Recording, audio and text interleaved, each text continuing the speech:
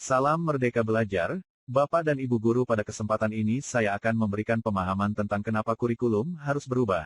Dengan adanya pemaparan saya ini semoga Bapak dan Ibu Guru dapat lebih meningkatkan lagi kompetensinya dalam menjalankan kurikulum Merdeka ini.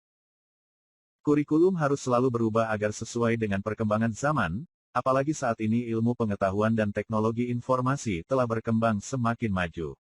Metode dan konteks kurikulum sebelumnya tentu dianggap sudah tidak relevan lagi dengan kondisi dan karakteristik peserta didik saat ini.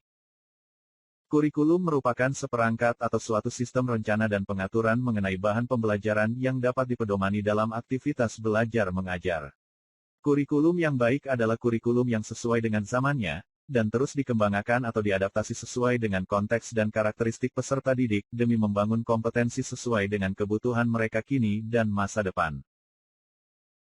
Dulu ketika anak-anak ditanya mengenai cita-citanya tentu lumrah menjawab sebagai dokter, pengusaha, guru, astronot, ilmuwan, polisi, paling tidak cita-citanya membahagiakan kedua orang tua.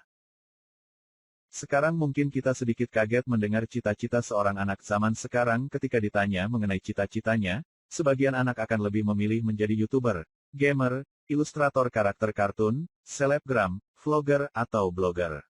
Sungguh aneh tetapi tidak bisa dipungkiri karena perubahan zaman yang milenial dan tentu mereka ini adalah mereka yang hidup sebagai generasi milenial dan generasi alfa.